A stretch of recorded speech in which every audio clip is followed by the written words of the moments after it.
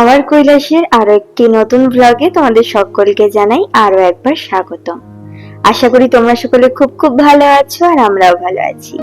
আর এখান থেকেই তোমাদেরকে সাথে নিয়ে আজকের ব্লগটা শুরু করছি। এখন বাজে ওই দুপুর 2টো মতন, আর এই দেখো আমাদের স্টেবিলাইজারটা চলে এসেছে। আজকে অনলাইন থেকেই অর্ডার করেছিলাম, দেখছি ভালোই এসেছে, কোথাও কোনো খারাপ নেই। তা মনে হচ্ছে আজকে রাতেই আমাদের এসিটা ইউজ করতে পারবো।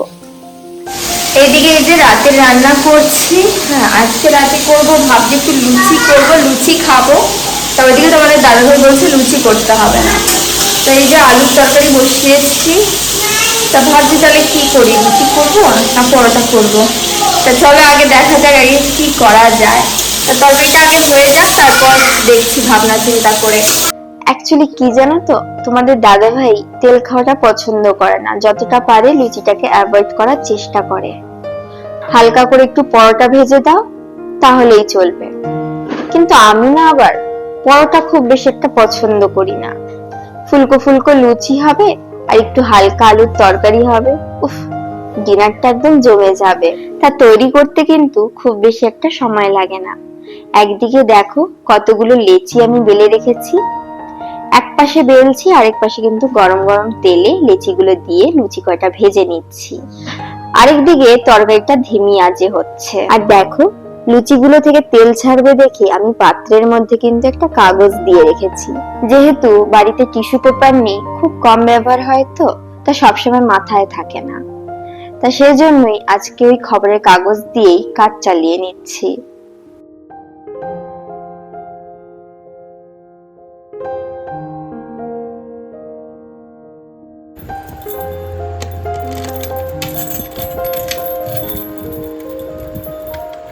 তা রাতের রান্না সেরে এখন এই যে বসে পড়েছি আমার এই ঘরের খাটটা খালি করতে। তোমাদের দাদাভাই ফোন করে বলল রাতে এই খাটটা ওই ঘরে সেট করবে, একটু খালি করে রাখতে। যেহেতু এই বক্স খাটের মধ্যে আমার অনেক জিনিস রয়েছে, তাই এটা না একটু খালি করতে বেশ অনেকটা সময় লেগে গেছিল। আর এই কাজের মাঝে দেখি অনেক পুরনো পুরনো জিনিস বেরোচ্ছে, তা সেগুলো দেখে জানো তো অনেক কথা মনে পড়ে যায়। যেরকম এই যে মেয়ে দুধের বোতল দুটো, আর এই যে পাশের ফ্লাক্সটা দেখছো না, ওটা কিন্তু ওর প্রথম দিনেই কিনে দেওয়া হয়েছিল। যেহেতু নার্সিং হোমে আমার ডেলিভারি হয়, তা সেক্ষেত্রে এই একটা ফ্লাক্স, একটা বাটি, চামচ, নয় একটা দুধের বোতল আর সঙ্গে পাউডার দুধ দিতে হয়েছিল। সেই 1 ঘন্টার মধ্যেই তোমাদের দাদা ভাই আর আমার মা দুজনে মিলে এই জিনিসগুলো কিনে নিয়ে এসেছিল। এই যে পিজিয়নের যে দুধের বোতলটা দেখলে, এটাও কিন্তু সেম। তা এই আজ আমার মেয়ের 2 বছর 3 মাস বয়স। তা এই ফ্লাক্সটা আর ওই পুচকি দুধের বোতলটারও বয়স কিন্তু 2 বছর 3 মাস। আমি একদম যত্ন সহকারে তুলে রেখেছি। এখন তো ও কিছু বোঝে না, যখন বড় হবে তখন আমি ওকে দেখাবো যে দেখ ছোটবেলার স্মৃতিগুলো মা কত সুন্দর করে গুছিয়ে রেখেছে। কিভাবে যে সময় তাড়াতাড়ি করে চলে যায় তা বোঝাই যায় না।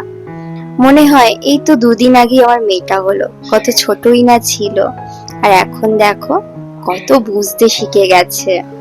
আগে সেই গামলার মধ্যে বসিয়ে স্নান করাতে হতো, আর এখন একা একাই স্নান করতে পারে। আগে ধরিয়ে ধরিয়ে জল খাইয়ে দিতে হতো, আর এখন একা একাই দেখি জলের বোতলের ক্যাপ খুলে জলটা খেয়ে নেয়, আবার লাগিয়েও রেখে দেয়।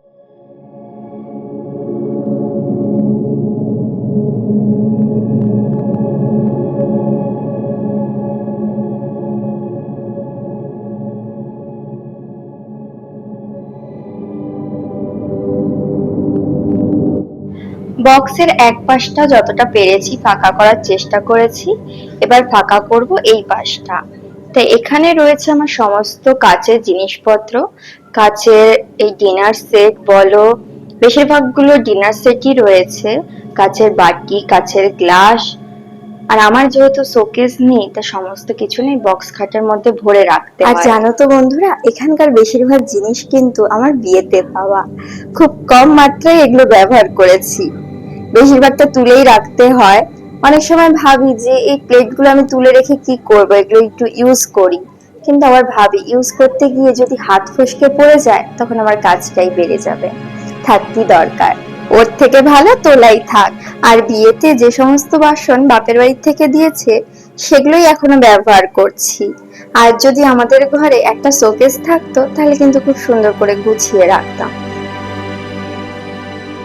এই যে অবস্থা কি আমার, এটা আমাদের কালো কালো হয়ে গেছে দেখো। হ্যাঁ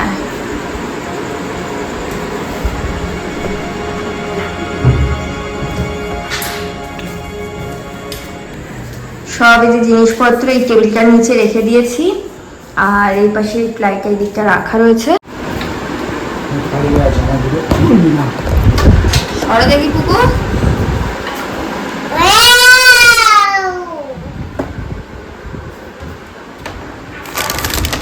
এই দেখো বন্ধুরা, আমাদের বিয়ের টোপর এখনো আমি যত্ন সহকারে রেখে দিয়েছি প্যাকেটে মুড়ে, দেখছো?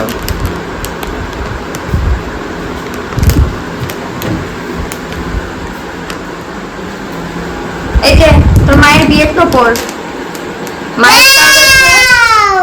বাবারটাও রয়েছে।